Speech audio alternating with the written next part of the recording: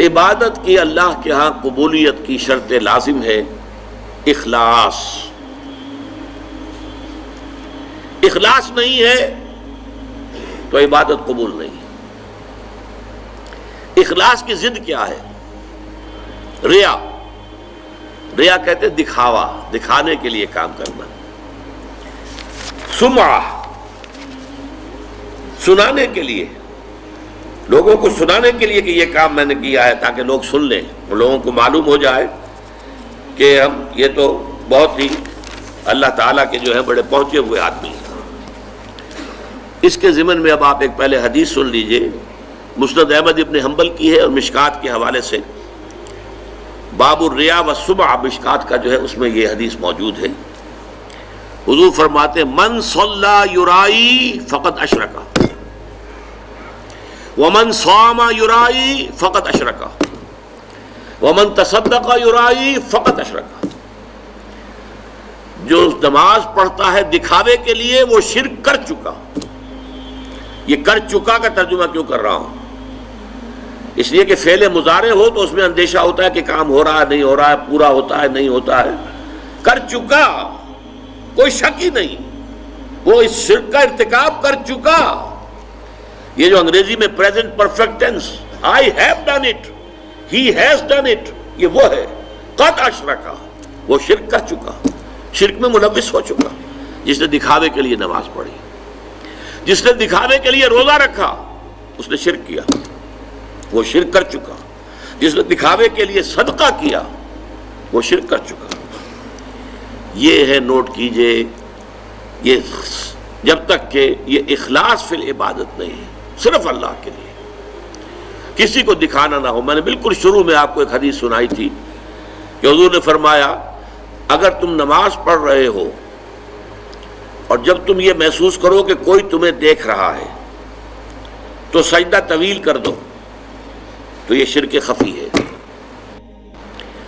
آپ نماز پڑھ رہے تھے اپنے مگر فرض کیجئے آپ کا سجدہ جو ہے 10 سیکنڈ کا تھا، لیکن آپ کو محسوس ہوا کوئی آپ کو دیکھ رہا ہے، someone is watching you.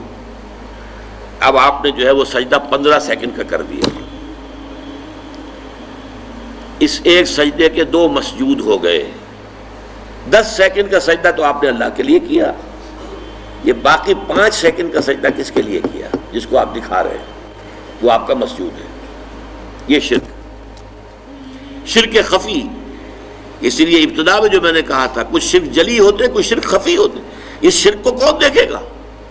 یہ تو آپ خود ہی متنبہ ہو جائیں تو ہو جائے، اس کو کوئی اور تو نہ اس کے اوپر حکم لگا سکتا ہے، نہ کوئی فتویٰ لگا سکتا ہے. اور وہ حدیث بھی یاد کیجئے جو میں سنا چکا ہوں شروع میں آپ کو، کہ یہ جو شرک ہے خفی، شرک خفی کا پہچاننا اتنا مشکل ہے جتنا کسی انتہائی تاریک رات میں سیاہ پتھر پر سیاہ چیونٹی کو چلتے ہوئے دیکھنا مشکل ہے، اتنا ہی یہ شرک خفی کا پہچاننا مشکل ہے. رات تاریک اندھیری رات اور اس میں سیاہ پتھر کے اوپر سیاہ جو ہے چیونٹی چل رہی ہے، اس کا دیکھنا کتنا مشکل ہوگا.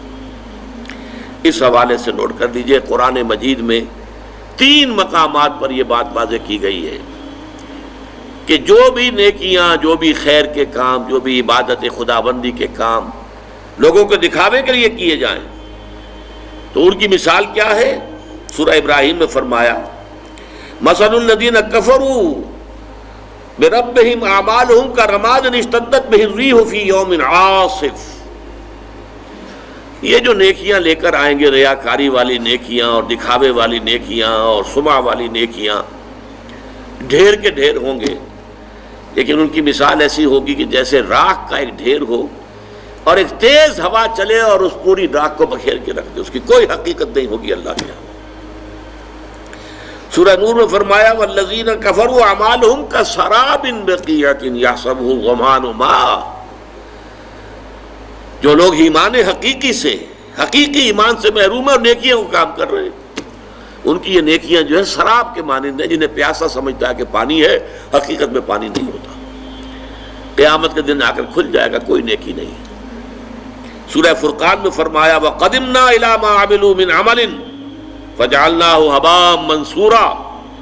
وہ جو بڑے بڑے اعمال لے کر آئیں گے، ہم آئیں گے اور ٹھوکر لگائیں گے اور اس کو ہوا میں تحلیل کر دیں گے، اس لیے کہ ان اعمال کے پیچھے اخلاص نہیں ہوگا۔